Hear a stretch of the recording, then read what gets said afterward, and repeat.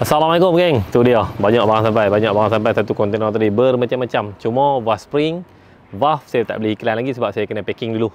Ni saya nak kena cari game part time pula ni untuk nak packing valve spring dengan valve. Tapi yang tu Isnin lah saya buat. Sebab kita pun lepas ni nak pergi Kuala 15 Festival lagi. Kita ada 2 hari lagi untuk berniaga. Lepas tu Jumaat Sabtu kita akan cuti untuk pergi Kuala 15 Festival.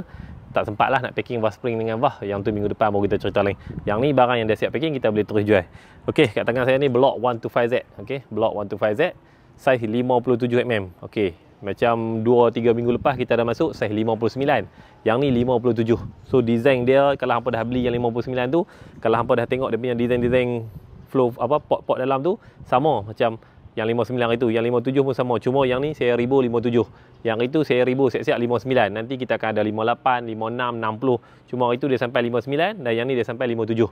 Design, block, mall dia semua sama, cuma beza kat saiz piston saja. No, ready stock 57mm 125Z, laku keras.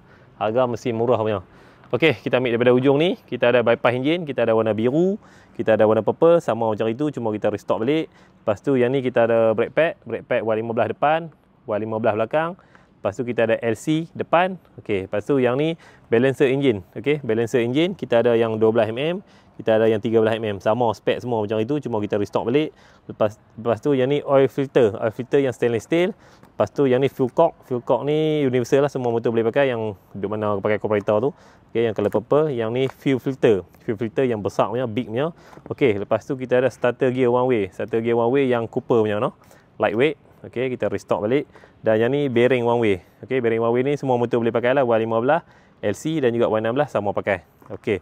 Lepas tu kita ada housing CNC. Okey, yang ni dia jual housing CNC saja, no? Housing dia aja. Housing hopper kelas tu. Okey, dia jual housing saja. Dan yang ni combo set. Combo set tu macam biasa restock lagi. Hari tu minggu lepas tu dah sampai, ni sampai lagi. Housing, clutch plate, iron plate semua dapat sekali lah. Hyper class, spring semua komplit macam sebelum ni yang kita duk jual lah. Combo set hyper class ni yang kita duk pakai kat Y15 ataupun Y16. Okey, untuk head pun dah sampai, head 125 dan juga head RZ. Okey, head 125 kita ada saiz 56, saiz 57, saiz 58 dan juga saiz 59. Semua setiap head berbeza lah, berbeza dia punya cawan tengah ni, angle apa semua ni, saiz semua beza. Cover head yang kita buka ni pun ikut saiz piston ni, kalau 56 kita ikut 56, 57 kita ikut 57, 58, 59. Dan cawan dalam tu pun semua berbeza. So kita buat ni basic saja dulu. Ada yang boleh pasang macam ni terus, ada yang kena buat lagi, terpulang kat setting masing-masing lah.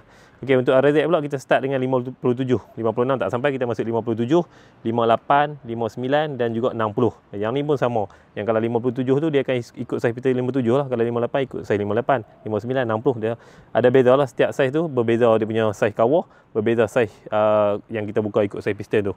So yang ni dulu sampai, macam saya kata tadi, valve spring, valve minggu depan baru kita iklan sebab kita nak kena packing dulu. Okey, gam.